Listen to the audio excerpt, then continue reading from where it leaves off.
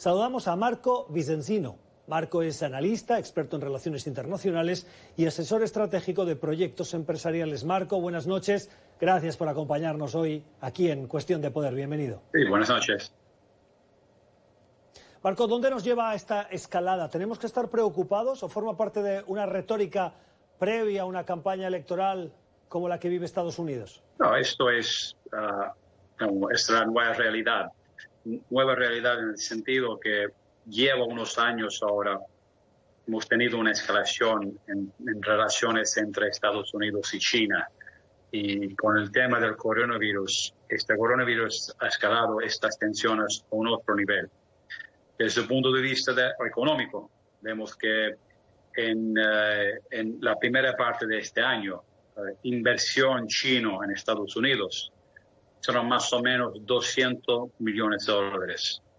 Hace 5 años, como en el 2016-18, cuando hubo mucho más relaciones comerciales entre los dos países, en esa época, inversión chino en Estados Unidos, solamente durante el periodo inicial de 2016, eran como 8.000 millones de dólares.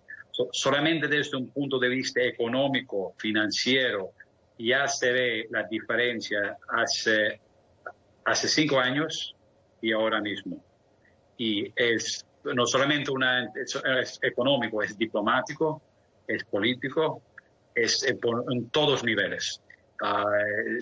También hay se puede decir, una guerra por Internet entre los dos países.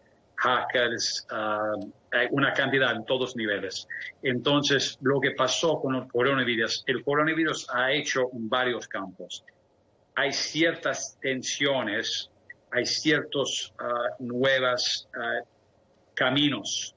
Y este coronavirus ha acelerado todos con respecto a la tecnología, con respecto a las relaciones entre países. Entonces, no es que el coronavirus crea un nuevo mundo, pero acelera mucho de lo que está pasando a una escalación al próximo nivel. Entiendo. Señor Vicencino, recuerdo que un analista que trabajó en la administración de Barack Obama, aquí en el programa nos contaba que esa administración en los últimos años ya quiso incrementar la presión, la respuesta a China, pero fueron los mismos empresarios quienes pidieron una cierta contención a la administración para no dañar las relaciones comerciales y la necesidad en esas cadenas de suministro, en esas cadenas logísticas que afectan y de las cuales están tan necesitadas las empresas estadounidenses.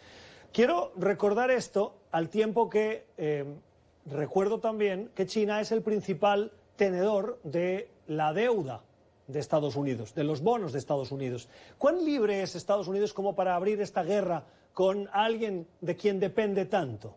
Sí, hay en los últimos, puede decir, 20, 30 años, en la última época histórica de la globalización, se creó una interdependencia, no solamente entre Estados Unidos y China, por casi todos partes del mundo. Una interdependencia económica a nivel internacional en la cual, como has dicho correctamente, las cadenas de suministros, uno depende sobre otro.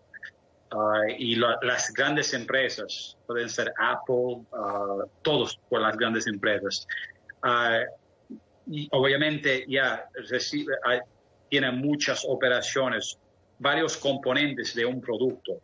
Tiene algo o hecho en China o una parte de algo hecho en China del producto. Entonces, pues desde un punto de vista puro económico, de hombres de negocio, pueden ser de gente de Apple, de Amazon, para ellos ven solamente la relación entre Estados Unidos y China desde un punto de vista puramente económico de negocio. Muchos de ellos no se dan cuenta de la seguridad nacional, que hay ciertas partes de la seguridad nacional de un país que no se puede solamente mandarla afuera. Por ejemplo, farmacéutica. Farmacéutica es muy importante cuando hay tiempo de peligro, tiempo de alto riesgo, tiempo de pandemia, como hoy en día. Cada país necesita que la cadena de suministro sea segura. También con comida. tiene cierta parte de la agricultura de su propio país que se tiene que producir en el país para motivos de...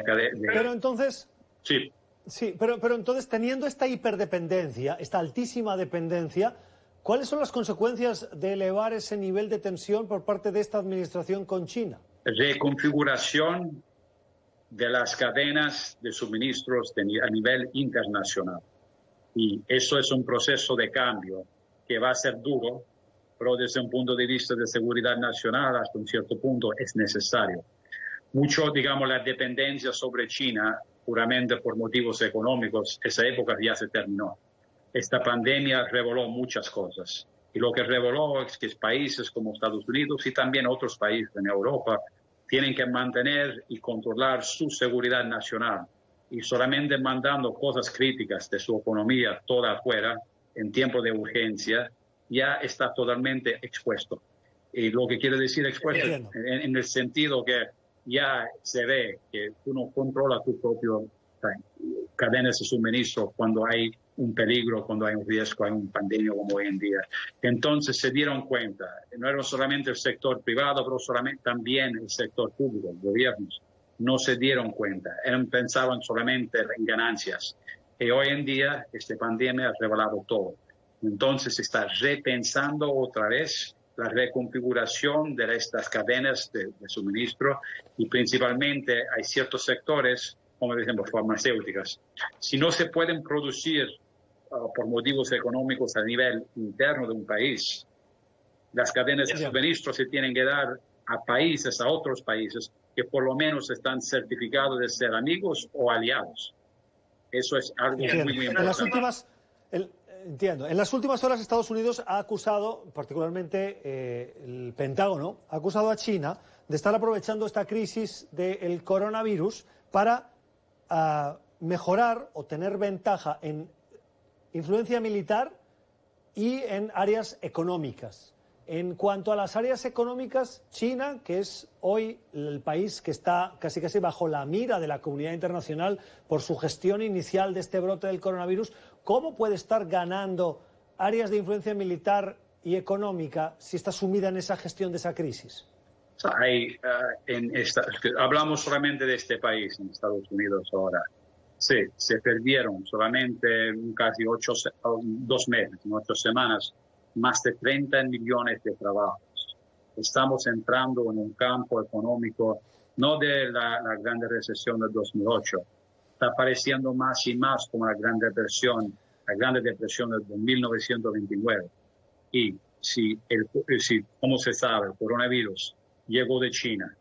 Y ya se puede tener un debate de los detalles, pero principalmente llegó de ahí. Falta de transparencia, tratando de esconder al comienzo lo que ha infectado todo el mundo, ha matado un montón de gente, está matando trabajos y está causando y provocando una crisis internacional, mundial, que es de algo, digamos, estamos tal vez, no sé todavía, pero en pocos meses veremos si vamos a llegar a ese punto de Gran Depresión como en 1929.